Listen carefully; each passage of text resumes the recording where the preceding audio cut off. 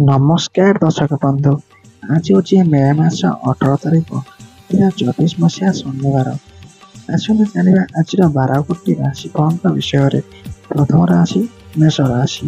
ଆଜି ସ୍ଥାନସ୍ଥ କେତୁଯୁକ୍ତ ଶୁକ୍ର ବିଶେଷ ଭ୍ରମଣ ଓ ଖର୍ଚ୍ଚାନ୍ତ ହେତୁ ଅଶାନ୍ତ ରହିବେ। ପାରିବାରିକ ସମସ୍ୟା, ଯାନବାହନରେ କ୍ଷତିର ସମ୍ମୁଖୀନ ହୋଇପାରନ୍ତି। ଅବଶ୍ୟ ବନ୍ଧୁମାନଙ୍କ ସଂଗଲାଭ, ପରାମର୍ଶ ଜନିତ କୀଟକାଂଶରେ ମନକୁ ବୁଝାଇ ପାରନ୍ତି। ଲେଖାପଢ଼ା, ସଭାସମିତି, ସାଂସ୍କୃତିକ କାର୍ଯ୍ୟକଳାପ ଭିତରେ ଅଧିକାଂଶ ସମୟ କଟିପାରନ୍ତି। ପରବର୍ତ୍ତୀ ରାଶି ବୃଷ ରାଶି। ରାଶିରେ ଗୁରୁବାଦିତ୍ୟ ଯୋଗ ପ୍ରଭାବରେ ଭଲ ମନ୍ଦର ମିଶ୍ରିତ ପ୍ରଭାବରେ ଅନୁଭବରେ ଆସିବେ। ସମ୍ପର୍କୀୟଙ୍କ ଆଦରଣୀୟ ରହିବେ ଏବଂ ସାମୟିକ ଆଲୋଚନା ଅବସରରେ ସମସ୍ୟାର ସମାଧାନ କରିବେ। ସାଧାରଣ କଥାରେ ବିତର୍କ ହେତୁ ମନଟା ବିଗିଡ଼ିଯିବ। ବ୍ୟବସାୟ ଓ ପରିବହନ, ସାହିତ୍ୟ ଓ ସାମ୍ବାଦିକତା କ୍ଷେତ୍ରରେ ପ୍ରଶଂସିତ ହେବେ। ପରବର୍ତ୍ତୀ ରାଶି ମିଥୁନ ରାଶି। ଏକାଦଶସ୍ଥ ବୁଧ ଓ ଶୁକ୍ରଙ୍କ ସଂଯୋଗ ହେତୁ ପ୍ରତ୍ୟେକ କାର୍ଯ୍ୟରେ ସିଦ୍ଧି ଲାଭ ଘଟିବ। ପ୍ରତ୍ୟେକ କାମ ସମସ୍ୟା ବହୁଳ ରହିବା ସହ ସମସ୍ୟା ଭିତରେ ଗତି କରିବାକୁ ପଡ଼ିବ। ସ୍ୱାସ୍ଥ୍ୟ ନିୟନ୍ତ୍ରଣ ରହିବା ସାଙ୍ଗକୁ ଆର୍ଥିକ ପରିସ୍ଥିତିରେ ଉନ୍ନତି ଘଟିବାର ଖୁସି ରହିବେ। ପାରିବାରିକ ସମସ୍ୟା ବିଷୟରେ ବନ୍ଧୁଙ୍କ ସହ ଆଲୋଚନା କରିପାରନ୍ତି। ପରବର୍ତ୍ତୀ ରାଶି କର୍କଟ ରାଶି। ସମସ୍ୟା ରହିଥିଲେ ମଧ୍ୟ କର୍ମକ୍ଷେତ୍ରରେ ବନ୍ଧୁ ଓ ସହକର୍ମୀଙ୍କ ସହାୟତାରୁ ଉପକୃତ ହେବେ। ପରିସ୍ଥିତି ସାମ୍ନା କରିବାକୁ ଯାଇ ହଡ଼ବଡ଼ି ଯାଇପାରନ୍ତି। ଗତକାଲିର ଯୋଜନା ବଦଳାଇବା ପାଇଁ କଷ୍ଟ ସ୍ୱୀକାର କରିବେ। ଅର୍ଥ ସମସ୍ୟା, ଯାନବାହନ ନିର୍ମାଣ କାର୍ଯ୍ୟ, ସଭାସମିତି ଓ ଆନୁଷ୍ଠାନିକ କାର୍ଯ୍ୟରେ ବାଧା ଉପୁଜିବାର ଆଶଙ୍କା ରହିଛି। ପରବର୍ତ୍ତୀ ରାଶି ସିଂହ ରାଶି। ରାଶ୍ୟାଧିପତି କର୍ମ ଭାବରେ ଶୁକ୍ରଙ୍କ ସହ ଅବସ୍ଥାନ କରି ବିଶିଷ୍ଟ ବ୍ୟକ୍ତିଙ୍କ ସୂଚନାରେ ଆସିପାରନ୍ତି। ଅତି ପ୍ରଭାବଶାଳୀ ହୋଇ ପ୍ରତ୍ୟେକ କାର୍ଯ୍ୟକୁ ସମ୍ପାଦିତ କରିବାରେ ସାହାଯ୍ୟ କରିବେ। ରାହୁ ପ୍ରଭାବରେ ବିଭିନ୍ନ କ୍ଷେତ୍ରରେ ଅଭିଯୋଗ ଆସିପାରେ।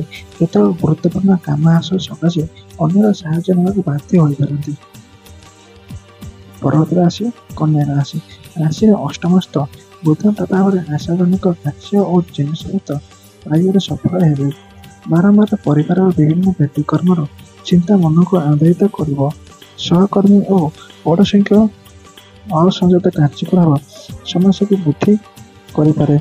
ରାଜନୈତିକ, ସାମାଜିକ କିମ୍ବା ସାଂଗଠନିକ କାର୍ଯ୍ୟରେ ନେତୃତ୍ୱ ନେଇପାରନ୍ତି। ପରବର୍ତ୍ତୀ ରାଶି ତୁଳା ରାଶି। ଶୁକ୍ରଙ୍କ ଦୃଷ୍ଟିରୁ ସ୍ୱାସ୍ଥ୍ୟ ଠିକ୍ ରହିବ, କିନ୍ତୁ କାମଗୁଡ଼ିକ ଡେରିରେ ହୋଇଥିବାରୁ ମନ ଭଲ ରହିବ ନାହିଁ। ଘର ଲୋକମାନଙ୍କ କଥାକୁ ବିଶ୍ୱାସ କରି ନିଜ ଲୋକମାନଙ୍କ ଚକ୍ଷୁଷ୍ର ହେବାକୁ ପଡ଼ିପାରେ। ପାରିବାରିକ ସମସ୍ୟାର ସରଳ ସମାଧାନ କରିବେ। ଅର୍ଥ ସଙ୍କଟ ପୂର୍ବରୁ ଲାଗି ରହିବା କାରଣରୁ କେତେକ କାମ ଅଟକି ରହିବ। ପରବର୍ତ୍ତୀ ରାଶି ବୃଷ ରାଶି। କର୍ମାଧିପତିଙ୍କ ସହିତ ଗୁରୁଙ୍କ ଦୃଷ୍ଟି ରାଶିପତି ରହିଥିବାରୁ ଅଭିଳାଷ ପୂରଣ ହେବ। ସାଂସ୍କୃତିକ କାର୍ଯ୍ୟକ୍ରମ, ପ୍ରଶାସନ, ରାଜନୀତି ଓ କଚେରୀ ଭ୍ରମଣ କ୍ଷେତ୍ରରେ ଆଶାଜନକ ଫଳ ପାଇବେ। ଅଜଣା ବ୍ୟକ୍ତିଙ୍କ ପ୍ରତି ସତର୍କ ନ ରହିଲେ ସମସ୍ୟାର ସମ୍ମୁଖୀନ ହେବେ। ପରିବାରରେ ଛୋଟମୋଟ ସମସ୍ୟାକୁ ନେଇ ବିଶେଷ ବ୍ୟସ୍ତ ରହିପାରନ୍ତି। ପରବର୍ତ୍ତୀ ରାଶି ଧନୁ ରାଶି। ଷଷ୍ଠ ଭାଗସ୍ଥ ବୃହସ୍ପତି ଅଷ୍ଟମାଧିପତିଙ୍କ ଭାଗ୍ୟସ୍ଥ ହେତୁ ସମସ୍ୟା ମଧ୍ୟରେ କାମ ହାସଲ କରିବେ। ପାରିବାରିକ ଦିଗଟି କେତେକାଂଶରେ ଭଲ ରହିଲେ ମଧ୍ୟ ବିଭିନ୍ନ ସମସ୍ୟା ସାଙ୍ଗକୁ ଖର୍ଚ୍ଚ ପରିମାଣ ବୃଦ୍ଧି ମନସ୍ତାପର କାରଣ ହେବ। ଶିଳ୍ପ, ବ୍ୟବସାୟ, ପରିବହନରେ ଆକସ୍ମିକ ସମସ୍ୟାକୁ ଅତି ଚତୁରତାର ସହ ସମାଧାନ କରିବେ। ପରବର୍ତ୍ତୀ ରାଶି ମକର ରାଶି। ଶନିଙ୍କ ଦୃଷ୍ଟିରେ ବୁଧ ଓ ଶୁକ୍ରଙ୍କ ଥିବାରୁ ଭୁଲ ବୁଝାମଣା ମଧ୍ୟରେ ଜୀବନଚର୍ଚ୍ଚା ଗତିଶୀଳ ହେବ। ସନ୍ତାନଙ୍କ ସ୍ୱାସ୍ଥ୍ୟହାନି ଏବଂ ପ୍ରିୟ ବନ୍ଧୁଙ୍କ ସହ ସମ୍ପର୍କରେ ତିକ୍ତତା ମାନସିକ ଅଶାନ୍ତି ଆଣିପାରେ। ସରକାରୀ ସ୍ତରରୁ କୌଣସି ଶୁଭ ଖବର ମନକୁ ଆହ୍ଲାଦିତ କରିବ। ବିପଦପୂର୍ଣ୍ଣ ପରିସ୍ଥିତିରେ ପଦସ୍ଥ ବ୍ୟକ୍ତିଙ୍କ ସାନ୍ନିଧ୍ୟରୁ ଉପକୃତ ହେବେ। ପରବର୍ତ୍ତୀ ରାଶି କୁମ୍ଭ ରାଶି। ସୁଖୋଇ ଶନି ପ୍ରଭାବରେ କର୍ମକ୍ଷେତ୍ର, ପରିବାର, ଯାନବାହନ ଏବଂ ବନ୍ଧୁ ସମ୍ପର୍କ ଦୃଢ଼ୀଭୂତ ହେବ। ନିର୍ମାଣ, ପ୍ରଶାସନ, ଆଇନ, ପରିବହନ, ବାଣିଜ୍ୟ, ବ୍ୟବସାୟରେ ସମସ୍ୟାକୁ ପ୍ରତିହତ କରିପାରିବେ। ଘଟଣା ଚକ୍ରରେ ପଡ଼ି ମିଥ୍ୟା କହିବାକୁ ବାଧ୍ୟ ହେବେ ଓ ସମାଲୋଚିତ ହୋଇପାରନ୍ତି। ଆଜିର ଅନ୍ତିମ ରାଶି ମୀନ ରାଶି। ମୁଖ୍ୟଗ୍ରସ୍ତ ବୁଧ ଓ ଶୁକ୍ର ହେତୁ ଆକର୍ଷଣୀୟ ମନୋଲୋଭ ପ୍ରତିଶ୍ରୁତି ଦେଇ ବନ୍ଧୁମାନଙ୍କ ମନ ରଖିପାରିବେ। ପରିବାର ଭିତରେ ସାଧାରଣ କଥାକୁ କେନ୍ଦ୍ର କରି ବିବାଦ ପଡ଼ିପାରେ। କର୍ମକ୍ଷେତ୍ରରେ ବନ୍ଧୁମାନଙ୍କ ପରାମର୍ଶରେ ଗୁରୁତ୍ୱପୂର୍ଣ୍ଣ ନିଷ୍ପତ୍ତି ନେବାକୁ ପଡ଼ିପାରେ। ବ୍ୟବସାୟ, ଆଇନ, ପ୍ରଶାସନ ଓ ନିର୍ମାଣ କ୍ଷେତ୍ରରେ ସଫଳତା ପାଇବେ। ଏହା ଥିଲା ଆଜିର ରାଶିଫଳ।